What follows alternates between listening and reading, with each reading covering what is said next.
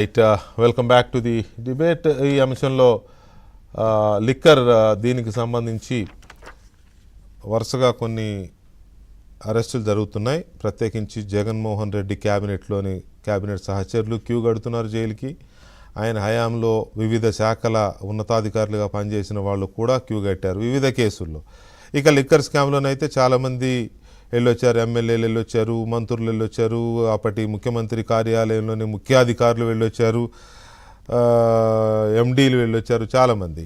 So ఇప్పుడు మాజీ మంత్రి కారుమూరి నాగేశ్వరరావు లిక్కర్ రవాణాకు సంబంధించిన స్కామ్లో ఇది సిట్ చేయలేదు, స్టేట్ పోలీసు చేయలేదు, ఈడీ చేసింది. ఈ అరెస్ట్ ఈడీ చేస్తే కోర్టు రిమాండ్ ఇచ్చింది. కారుమూరి నాగేశ్వరరావు గారికి సంబంధించి ఏం జరిగిందనేది మా crime incharge Praveen Kalavala update ఇస్తారు. తర్వాత చర్చను చూద్దాం. ప్రవీణ్, కారుమూరి నాగేశ్వరరావు అరెస్టుకు సంబంధించి మెయిన్ అలిగేషన్స్ ఏంటి? ఈడీ ఎందుకు ఎంటర్ అయింది? Audio please.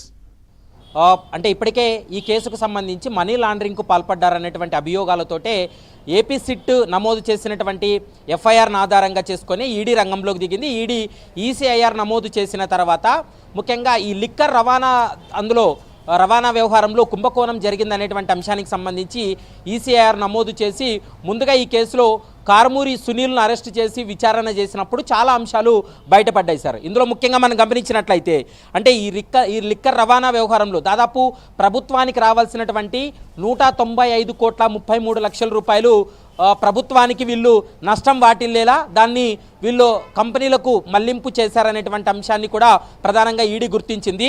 దాంతోపాటు వీళ్ళు ఏ విధంగా ఈ ముడుపులు తీసుకున్నారు, వాళ్ళకి సంబంధించినటువంటి కంపెనీలకు ఏ విధంగా వీళ్ళు కాంట్రాక్ట్లు ఇచ్చి వాటి ద్వారా వీళ్ళు ముడుపులు పొందారనేటువంటి అంశానికి సంబంధించి కూడా ఒక టెక్నికల్ పాయింట్ను ఈడీ అధికారులు అయితే గుర్తించడం జరిగింది. ఇందులో ముఖ్యంగా 2 కంపెనీలు సార్. ఒకటి సుదర్శన కన్స్ట్రక్షన్, మరోవైపు సిగ్మా.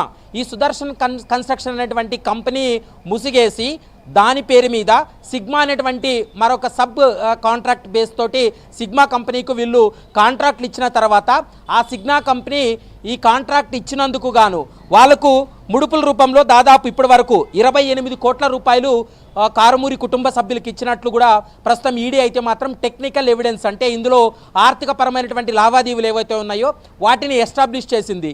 దాంతోపాటు వీరి ఆర్థిక లావాదేవీల్లో ముఖ్యంగా కారుమూరి సునీల్తో పాటు కారుమూరి సునీల్ యొక్క భార్య అకౌంట్కు కూడా ఈ నగదు బదిలీ అయిందనేటువంటి అంశాన్ని కూడా ప్రస్తుతం ఈడీ అధికారులు గుర్తించిన తర్వాత సునీల్తో పాటు ఇప్పుడు కారుమూరి నాగేశ్వరరావును కూడా అరెస్ట్ చేసి 14 రోజుల పాటు జ్యుడిషియల్ రిమాండ్ కూడా న్యాయస్థానం విధించడంతో చెంచల్ కూడా జైలుకు తరలించారు.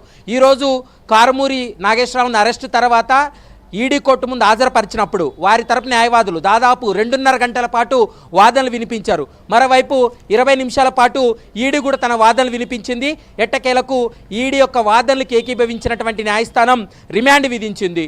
ఇందులో 2 అంశాలు సార్. ఇందులో మనీ లాండరింగ్కు పాల్పడ్డారనేటువంటి అభియోగాలు ఒకటైతే వీళ్ళు ముఖ్యంగా వీరికి వచ్చినటువంటి ముడుపులను వీరి సొంత ఫ్యామిలీ మెంబర్స్ ఖాతాలకు మళ్లించడం, మరికొంత అమౌంట్ను హవాలా రూపంలో వీళ్ళు ఆ అమౌంట్ను కూడా మళ్లింపు చేశారనేటువంటి అంశానికి సంబంధించి కూడా ఆధారాలు లభించాయి. మరోవైపు ఇతను ఎక్సైజ్ మంత్రిగా ఉన్నటువంటి సమయంలో వైసీపీ గవర్నమెంట్లో మంత్రిగా ఉన్నాడు కాబట్టి ఆ పలుకుబడిని ఉపయోగించి ఈ మద్యం రవాణా కాంట్రాక్ట్లన్నీ కూడా ఆయన కొడుకుకు అప్పగించడం, ఆయన కొడుకు 2 కంపెనీలకు వాటిని కాంట్రాక్ట్లు అప్పగించినందుకు గాను వారి ద్వారా వీళ్ళు ముడుపులు తీసుకున్నట్లు కూడా ఈ చైన్ ప్రాసెస్ ఏదైతే ఉందో దీన్ని ప్రస్తుతం ఈడీ అధికారులు అయితే మాత్రం ఎస్టాబ్లిష్ చేశారు. ఈ కేసులో మరికొంతమందిని కూడా అరెస్ట్ చేసేటువంటి అవకాశాలు అయితే కనిపిస్తున్నాయి.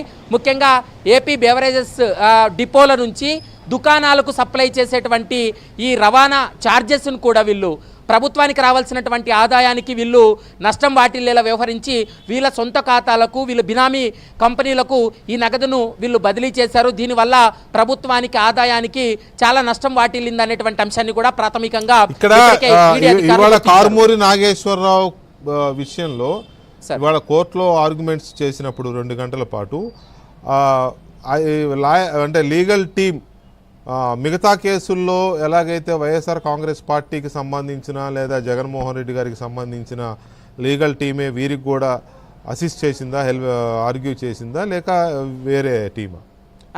ఈ కారుమూరి నాగేశ్వర వ్యవహారానికి సంబంధించి అయితే మాత్రం ఈరోజు వారికి సంబంధించి అంటే వాళ్ళ పర్సనల్ న్యాయవాదులే వచ్చారు. జగన్మోహన్ రెడ్డికి సంబంధించినటువంటి న్యాయవాదులే ఈ కేసులో ప్రతిసారి ఇన్వాల్వ్ అవుతున్నారు. కానీ ఈరోజు మాత్రం వారి లీగల్ టీం ఏదో గతంలో వాళ్ళ కంపెనీలకు కావచ్చు, వాళ్ళ వ్యక్తిగతమైనటువంటి కేసులు చూసేటువంటి ఆ టీం మాత్రమే ఈరోజు విచారణకు హాజరై వారి యొక్క వాదనలే వినిపించారు. వాళ్ళు 2.5 గంటల పాటు వాదనలో వాళ్ళు కోరింది ఏంటంటే రిమాండ్ రిజెక్ట్ చేయాలి, ఎక్కడా కూడా ఈ కంపెనీ ప్రతినిధులతో వీళ్ళు సమావేశం ఏర్పాటు చేసుకున్నట్లు ఆధారాలు లేవు, మరోవైపు ఈడీ చెప్తున్నట్లుగా వీరి ఖాతాలకు ఈ నగదు బదిలీ అయిందని, లేదా సిగ్మా కావచ్చు, తర్వాత సుదర్శన్ కన్స్ట్రక్షన్ ఏదైతే ఉందో ఈ 2 కంపెనీలకు ముడుపుల రూపంలో తీసుకున్నట్లు ఆధారాలు లేవు, కాబట్టి ఈ రిమాండ్ని రిజెక్ట్ చేయాలనేదే ప్రధానంగా వాళ్ళు న్యాయస్థానం దృష్టికి తీసుకెళ్లారు.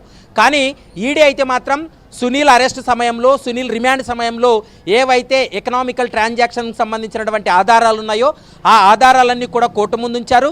మరోవైపు ఈరోజు కారుమూరి నాగేశ్వరరావు అరెస్ట్ సమయంలో కూడా ఇతని పాత్ర ఏంది, వీళ్ళు ముఖ్యంగా ఈ సుదర్శన్ కన్స్ట్రక్షన్ నుండి సిగ్మాకి ఏ విధంగా ఈ ఒప్పందం కుదిరింది, ఈ ఒప్పందం కుదిర్చడంలో కారుమూరి నాగేశ్వరరావు పాత్ర చాలా కీలకంగా ఉంది.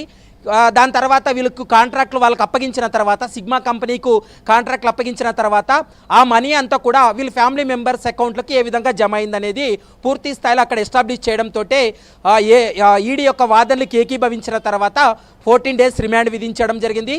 సెప్టెంబర్ 7వ తారీఖు వరకు కూడా అతనికి రిమాండ్ విధించడంతో ఈడీ అధికారులు చెంచల్గూడ జైలుకి అయితే తరలించారు sir. Right, thank you very much, thanks for the update. ఇక మనం దీని మీద చర్చను చూసే ముందు అసలు దీని మీద కారుమూరి నాగేశ్వరరావు ఏమంటున్నారో కూడా చూడాలి ఒక చిన్న బ్రేక్ తర్వాత.